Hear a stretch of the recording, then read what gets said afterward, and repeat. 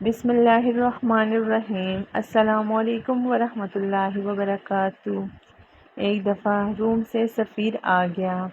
مدینہ میں پہنچ کر پتہ کیا کہ مسلمانوں کا بادشاہ عمر کہاں ہے۔ لوگوں نے کہا وہ تو بیت المال کے اونٹ چرانے جنگل میں گئے ہوئے ہیں۔ روم کا سفیر حیران ہوا کہ وقت کا حاکم ایسا بھی ہوتا ہے کیا۔ عمر فاروق سے کچھ ملکی معاملات پہ بات کرنی تھی۔ سفیر ڈھونڈتے ہوئے ایک درخت کے پاس پہنچا۔ دیکھا کہ عمر فاروق درخت کے نیچے لیٹ کر آرام فرما رہے تھے، مگر جنگل کا ایک شیر ہے جو عمر فاروق کا پہرا دے رہا ہے۔ روم کے سفیر پر جب شیر کی نظر پڑی تو شیر کے داڑنے کی آواز سنائی دی۔ روم کا سفیر چلانے لگا۔ اتنے میں عمر فاروق کی آنکھ کھل گئی۔ پوچھا کیا بات ہے، کیوں چلا رہے ہو؟ سفیر نے کہا واہ عمر، تیری حکمرانی کے جنگل کے شیر بھی تیری ڈیوٹی دے رہے ہیں۔ اس پر عمر فاروق نے ایسا جملہ کہا کہ سونے کی تار سے لکھا جائے پھر بھی کم ہے۔ فرمایا جو بھی ہمارے نبی محمد مصطفیٰ صلی اللہ علیہ وآلہ وسلم کی غلامی اختیار کرتا ہے اس کی قدر جنگل کے جانور بھی پہچانتے ہیں۔ روم کے سفیر نے بات چیت کی اور چلا گیا۔ دوسرے دن صبح ہوئی۔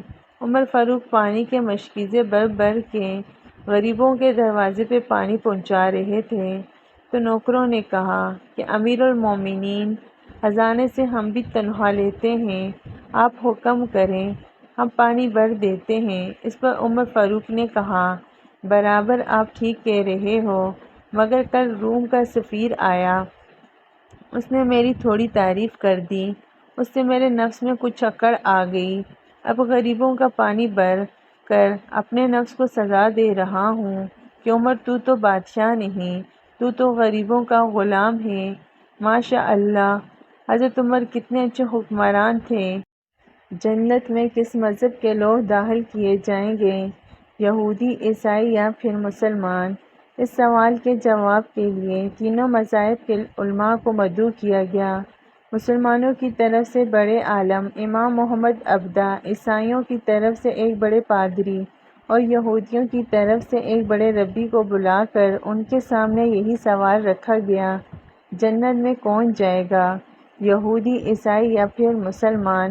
مسلمانوں کی طرف سے امام محمد عبدہ نے کھڑے ہو کر ایسا مدلل جواب دیا کہ محفل میں بیٹھے تمام ناقدین کے ساتھ عیسائی پادری اور یہودی ربی اپنا سا منہ لے کر رہ گئے اور بغیر کوئی جواب دیے خاموشی سے چلے گئے۔